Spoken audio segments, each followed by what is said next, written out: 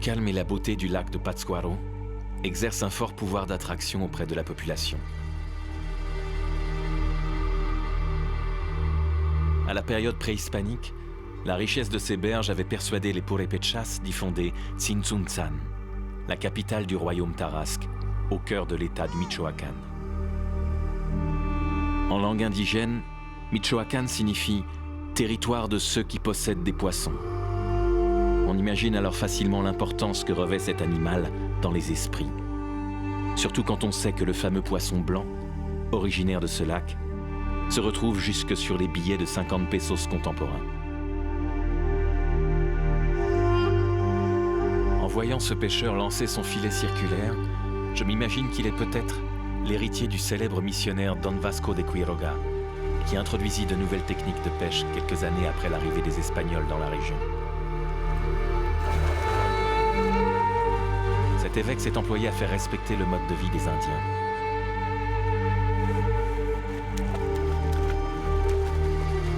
Aujourd'hui, toute une population continue à vivre grâce à la générosité de ce lac.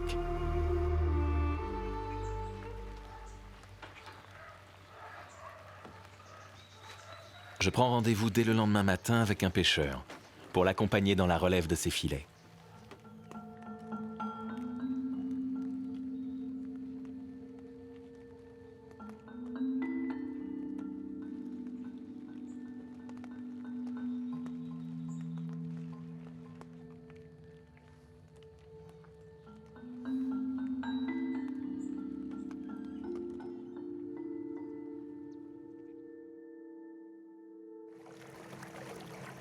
Yo empecé a pescar a la edad de 12 años. Oui, j'ai commencé à pêcher à l'âge de 12 ans et il y avait beaucoup de poissons blancs.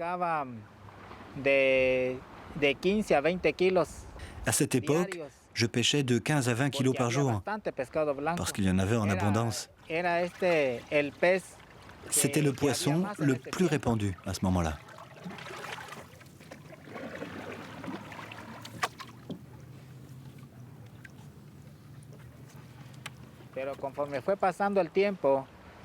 Mais avec le temps, les prises se sont faites plus rares, jusqu'à aujourd'hui, où il n'existe plus du tout de poissons blancs dans le lac. Et ça, à cause de négligence de notre part.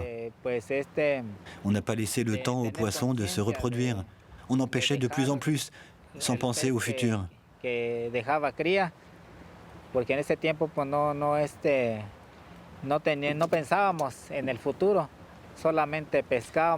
C'est nous-mêmes qui l'avons fait disparaître, vous savez.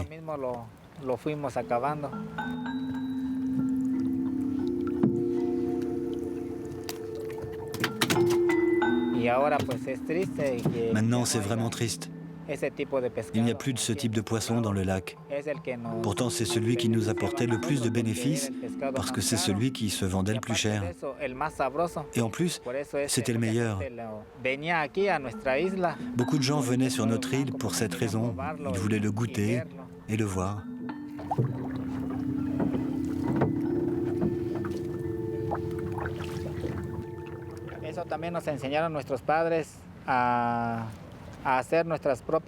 Depuis notre plus jeune âge, nos parents nous apprennent à faire nos propres filets que nous installons nous-mêmes.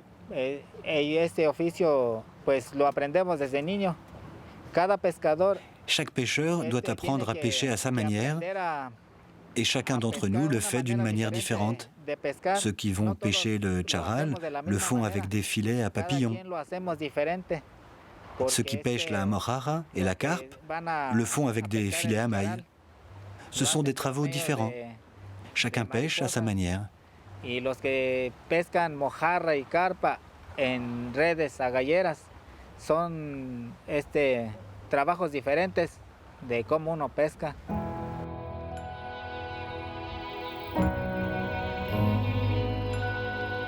Yo tengo 6 hijos. J'ai 6 enfants. Maintenant, ça a beaucoup changé. Ça ne nous donne plus vraiment les ressources suffisantes pour les élever. Alors on ne leur apprend plus à pêcher, mais on les soutient pour qu'ils étudient, qu'ils aient un travail qui paye mieux. Maintenant, on leur apprend à rechercher d'autres moyens pour avancer et se dépasser.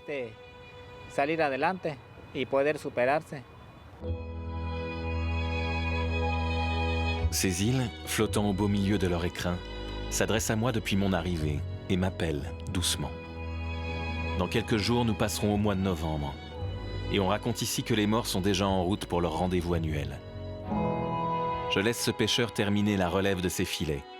Je le retrouverai sur son île pour la nuit des morts.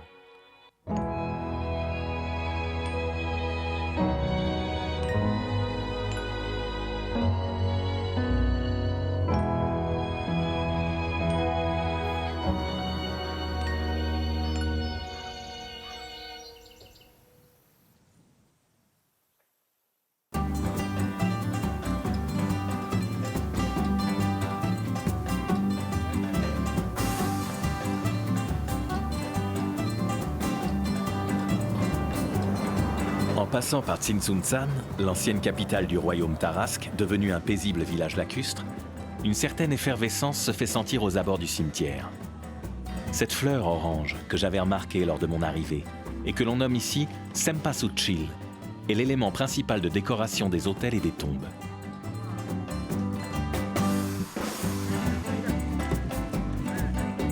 Encore rare il y a tout juste une semaine, on la retrouve un peu partout autour des sépultures. Il est maintenant temps pour les familles de préparer les tombes de leurs défunts, en attendant leur venue. Ici, rien ne semble pouvoir gâcher cette fête tant attendue, pas même la pluie, qui s'est invitée durant les préparatifs.